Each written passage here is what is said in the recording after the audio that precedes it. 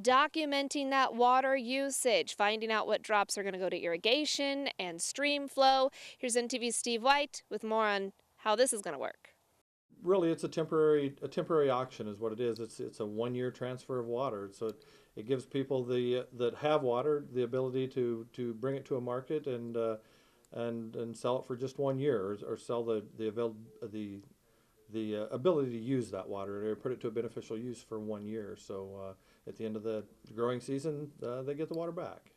What kind of situations do you think this is good, both from the person selling and the person buying? Well, the person selling it certainly gets them. We have a 2 in 10 rule. They have to put their water to a beneficial use 2 out of 10 years. Selling that water and having it put to use buys them 1 year of that 2 they would need if it's on acres that they're not currently irrigating.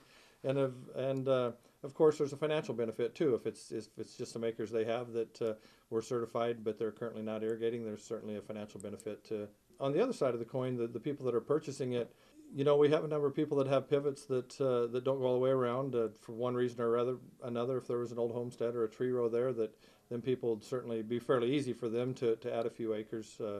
I think one of the buyers we had last year actually was looking at using the water for just 1 year to get a new alfalfa crop started too. You know what I mean? And so I think there's a lot of options out there, and I'm certainly sure we haven't thought of them all. But kind of the beauty of it, I guess, is the market kind of dictates, and you connect the people who've got some water and the people who need it, and it all works itself out. Yeah, that's exactly right. It's really letting the market play out without outside interference. To be quite honest with you, and that was part of the reason for doing it for us, was trying to figure out really the true value of water. I mean, if you want to buy water, you can go buy it, but it's pretty tough to look around and see what other people have paid, because that's just not out there. And it kind of starts out, if you're interested either in buying or selling, there's kind of a pre-approval type window process that goes on. There is. That pre-approval process window is open right now. It opened on Monday of this week, October 3rd, and runs through November 23rd, which is quite a bit larger window than we had. I think last spring we just had a 2-week window, and so now we're looking at almost a 7-week window to give people plenty of time to come in and get their bid ID and meet with our staff to find out exactly where their acres are and what their stream depletion factors are, so we can get everything in order for them to participate. And once they've done that, then starting December 1st, about a week and a half, where they can get online and then kind of make their bids. Everyone that came in and pre-registered will be able to come in and with their bid ID and either offer a buy bid or a sell bid.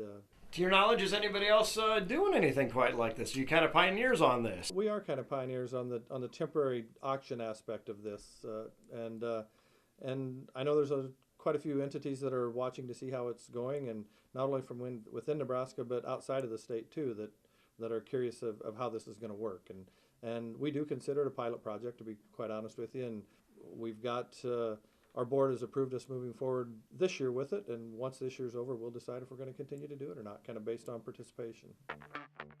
We have your forecast coming up in just a bit, and later on, cover crops and how some farmers are starting to implement that into their program. Stay with us.